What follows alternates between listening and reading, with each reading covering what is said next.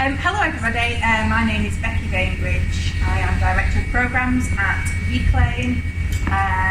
For those of you who are not familiar with Reclaim, we are an organisation that works in working class communities, and we are there to empower young people through various different programmes, mainly around leadership. And as you can see from the first slide there, we invest heavily in young people as our future leaders. So I've come to talk to you a little bit around that today. I'm going to make an apology first and foremost, because the session I've just been in that Stuart's just led is pretty much all my content. And Jess, who was the young person who spoke in there, was incredible, and I wish she was just stood here now instead of me. But unfortunately you stuck with me. I have got somebody who is far better at speaking than me and is a lot younger than me sat next to me. So Olivia will be telling you about her story. But until then, so this is a quick introduction of kind of me, and some of the people in the room might already have got this from various meetings that I've been in recently. Okay, so it's not working on here. But for those of you that might have seen it, it's called Thug Parrot, and it's about a cockatiel who is sat at the top of a building and he's removing barriers, very, very, meaningfully removing these barriers, throwing them on the floor and saying, "We don't need barriers, thank you very much." That's me. That's my spirit animal. That's what I'm here to do for people like Olivia and many other young working class people. So I am a barrier remover, a people connector, an opportunity seeker, a conversation starter, and I am passionate about all young people reaching their potential regardless of where they are from, what is around them, what is not around them. I'm going to try this one. This is about Reclaim. Let's see if this one works for you.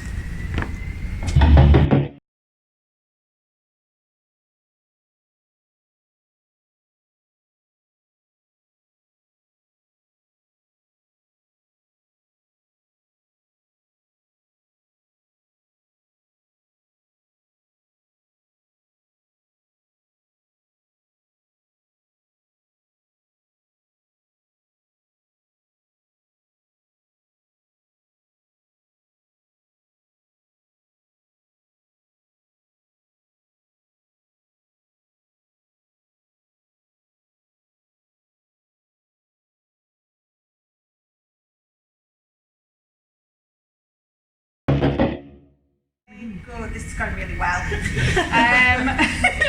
Basically, it talks about our young people. There isn't a single person over the age of 20 in that video. It's about the young people who we are here to serve as Reclaim as an organisation. Let me just get rid of this. We are first and foremost activists. So what we do is we go into communities, we work with young people to determine what the problems are in their communities, what's affecting them, and then we help them to build campaigns and to engage adults in those conversations, because adults are the ones who do hold the power, and what we would like to do is we would like adults to share the power with young people in their communities to make those differences. So here's a few things in terms of what we think or what we have heard young people are worried about. Obviously, nobody, I don't think, has mentioned the B word so far, so I'm really sorry about that. But young people are worried about the state of the country, they are worried about Brexit, they are worried about the fact that if they were 16 in 2016, they would now be old enough to vote, that they might vote leave, they might vote remain, but the point is that they never had the option to determine their own future. The middle picture on the top is the House of Commons, obviously. We are hearing so much from our young people about the behaviour in the House of Commons at the moment, and how in the media it's being likened to kids. Well, no, because our young people don't behave like that. They don't behave like that. They have far more respect for each other, and they will listen to each other's points of view, and it's not a point scoring contest in the same way. So look out for a campaign coming soon around that, because I feel that there'll be one coming. For those of you who might know of Reclaim, you will probably know of Ruth, who was our founder and our former CEO. This week she heightened the problem around media representation of the working classes. And this is the stock photo, the little girl in the red coat running down a back street. This is the photo that always appears, always. And it doesn't matter which kind of section of the press, this is the picture they always use. Our young people are furious about this. They don't identify with it, they want it gone. Mental health is something that comes up quite often for our young people, both in terms of affecting them personally, but also affecting their families, particularly with things like austerity in working class communities, how that's affected their families, and sometimes how that's broken down their families. In the middle there, something that does affect young people globally and is very much on the agenda, which is around climate change. We don't see that as much with our working class young people. They are aware of it, but there are more pressing concerns for them in their immediate communities.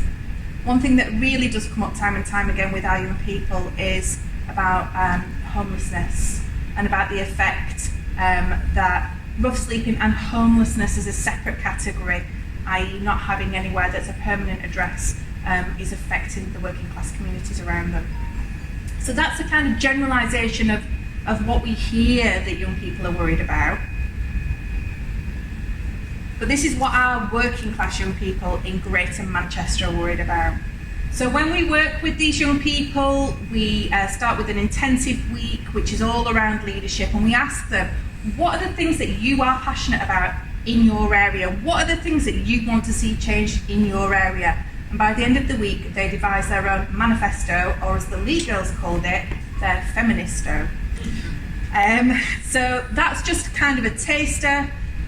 For those people adults who say that young people are not interested, they are interested, they want to be heard, they want to make change, and we are enabling them to do that.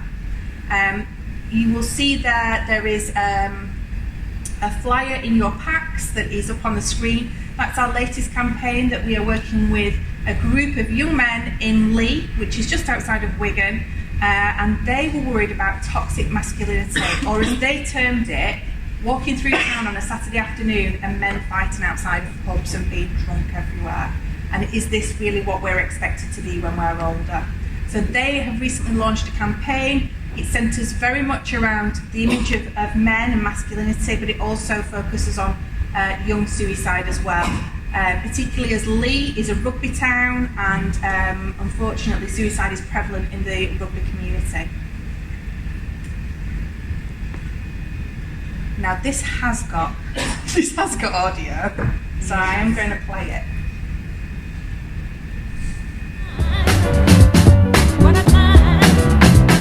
Team Future is a movement which involves young people. We want to get as many young people involved as possible. We want to get them into this movement.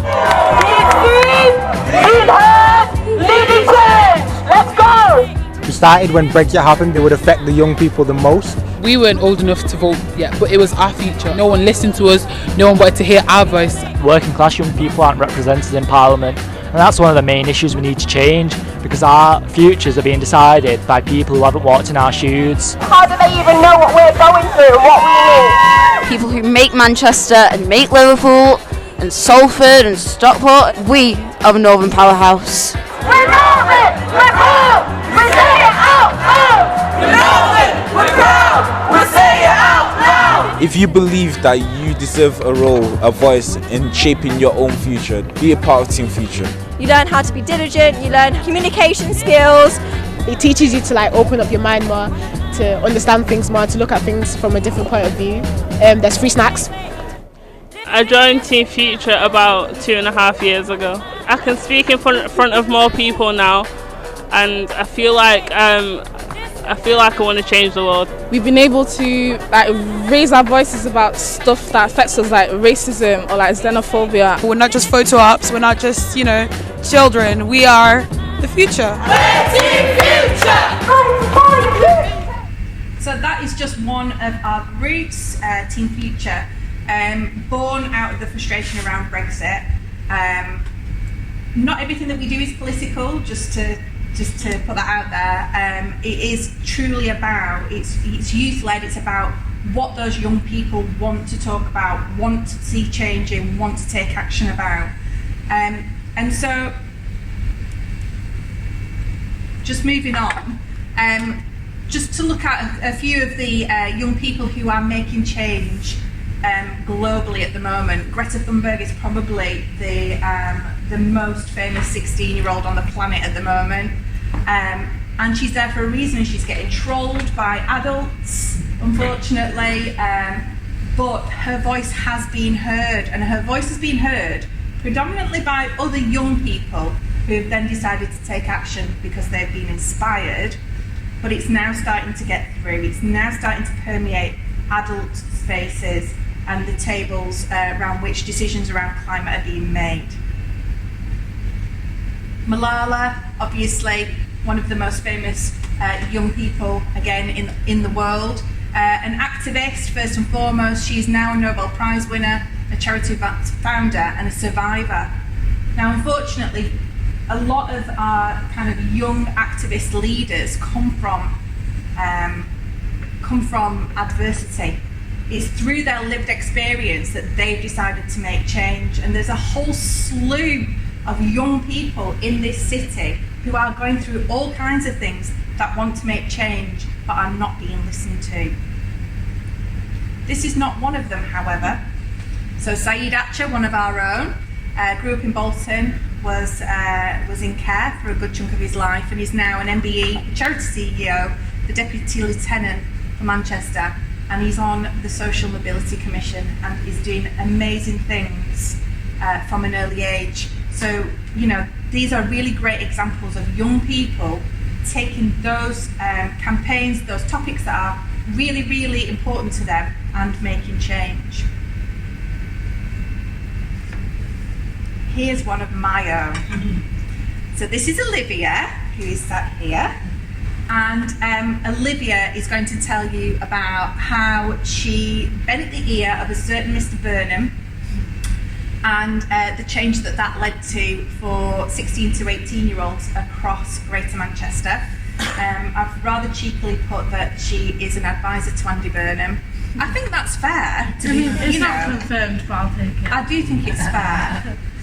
So I would like to just invite Olivia up to talk about her experience. Hello. I'm Olivia. I'm 17 years old.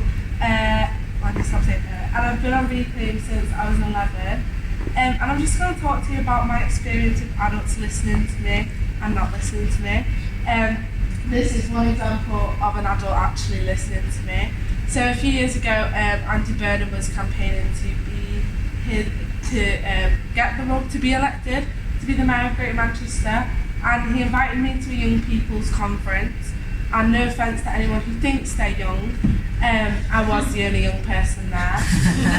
Everyone else was 20, and I'll give it to them, yep, you're young at the adult stage. But I was, I think, how old was I? 14 maybe? So I stood up and asked, it was question time, and I stood up and asked him, why am I the only young person in the room? And it's really not that hard to get young people involved, because that's what they were all talking about. It's hard to get young people involved and engaged. And as the only young person in the room, I felt it was only right to stand up and question him as to why he's finding it so difficult when I do it every weekend at the age of 14. So this is how everything was born. He then created a youth combined authority on the back of it, or a youth council, I'm not too sure which one, which I did partake in, and then as a group we birthed our pass, which is a great opportunity for young people. It's actually here, but yeah. This is like, for everyone else it's just a bus pass, but for me it's like, it shows me that my voice can actually do quite a lot. So I tell people that Owen, our pass stands for Olivia, so if you want to pass that on, feel free, and tell everyone you met me. So yeah, that's my example of showing how people have listened to me. However, there has been times when adults haven't listened. For example, in high school, I'd like to think I was a normal gal. But when it came to exams and GCSEs, I found it quite difficult to process information, and I was telling my teacher I was struggling. I can't keep up in class when he speaks and I'm expected to make notes. I couldn't write quick enough, so I was missing out on things, and it was really like putting a hold to my learning and preventing me from going forward, because I was always bothered about the past and what he'd said rather than what he's saying. So every time I brought it up, they'd be like, there's nothing you can do, because they said I didn't have a visible learning disability, so they can't refer me anywhere. So due to that, I mean, that caused me a lot of stress, and I ended up having, I think, 3 panic attacks over all of my GCSEs.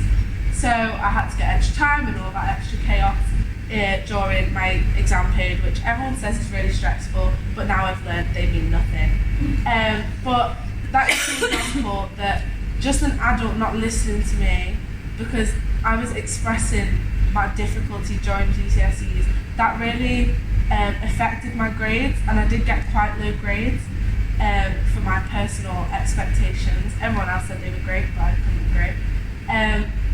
And then a few weeks ago I went back to that high school and told them I'd been to college, and college actually pointed out to me that I couldn't process information, which I was quite proud of them actually, because I didn't address it.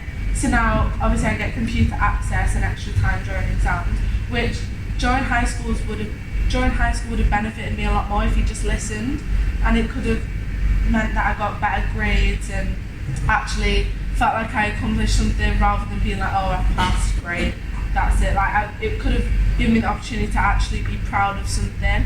So let that be an example of why you should listen to young people, okay? Because we're right. So yeah, I don't really know where I'm going, but you guys have the opportunity to do such great things in a society where young people aren't really, we're listened to, but we're ignored. Not by you great people, because you all do things with young people, but by the people who, i.e. politicians, have such great power that is so amazing, and they just don't represent us. And you guys in the positions and jobs that you have that opportunity to represent us.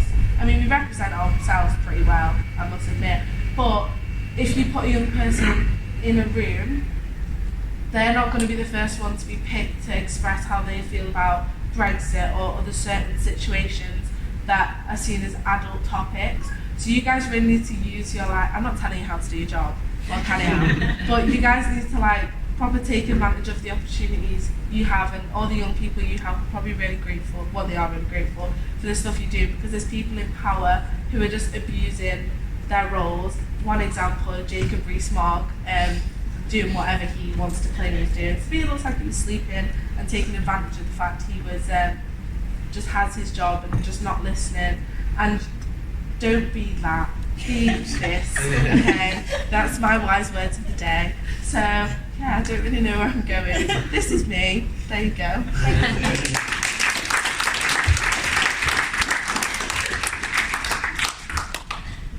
So we've talked a lot. Thank you, Olivia, for telling everybody how to do the jobs. That's really good. We've talked a lot about how important youth voice is, and we've talked a lot about how young people do want to be listened to and do want to be heard. But that will only work if adults do listen, if adults do make that space and do properly take in the information that is being presented to them. So I'm just going to very, very quickly whiz through the next few slides. So in terms of what you can do, invite young people in. If I hear the words hard to reach one more time, I don't know what I'll do. They're not hard to reach, they're really not, but they might be a bus ride away, or they might be a taxi ride away, or it might be that perhaps they don't want to put themselves forward at first, because who would want to when you're 14 years old? You have to invite young people into your conversations, and you have to make it welcoming for them. It's about them, so it should include them. Make it accessible, particularly working class young people. They can't afford, it's fine for Olivia, 16 to 18, she's got her Olivia pass, but younger than that, they will struggle to get places. So either go to them or make it easy for them to get to you. Make it after school. Today is brilliant. Today is great that we're talking about how we involve youth voice and how we put it at the centre of things. But if we'd have had it after school, we'd have been able to get loads of young people here as well. So let's start thinking about that. Let's think about the timings of the meetings and how we get young people around the table. Incentivise it. I'm not talking about snacks, although that often does help. I'm talking about the what's in it for me factor. Who wants to sit around a table and be a token? I don't. I don't know any young people who do want to be that. They want to be heard. And present. Representation is fine, but presenting young people is better. Let them speak for themselves. Give them the opportunities to. And do it properly or just don't do it. Don't tick the box. Don't do it as a tokenistic thing so that you can put it in an annual report. But if you can't facilitate it properly, don't do it yet. That would be my best advice. We haven't got time to do this now, but I really, really would like you to think about 3 things that you might commit to when you're going back to your organisations to put these young people front and centre. I'd like you to think about how young people are authentically heard in your organisation. So you might already have a youth board or some sort of advisory capacity for young people, but actually, are they being heard? Are you acting on the things that they are bringing forward? Or are you explaining why you can't act on those things? Contribute to support young people in your local community. It's where young people are, they're in their communities. Just go out there, have a look, have a chat to them, see what's out there, be a mentor, be a coach for those young people. And then maximise opportunities for people from all backgrounds to engage and experience your organisation. Too often, internships, work experience is a friend of a friend of a friend. It's those networks that are not enabling our young working class people to access the opportunities that they deserve to access. There's a little bit about what we can do to help, but basically if you've got any questions at all, just give us a ring, drop me an email, I'm on Twitter, just get in touch and ask us a question, because if we don't know the answer, we will know somebody who does know the answer to your question. Mary McLeod Bethune was an activist in America, a really powerful activist. She advocated for young people, particularly young black people, to have an education. And her words to me just sum it up brilliantly. There is so much powerful potential in youth, and it's the adults who need to change the way they think, not the young people. So I'm asking you to listen, to act upon what you hear, to share the power, and to share shaping that future with young people. It's their future, it's not ours. And those are all of my details ever.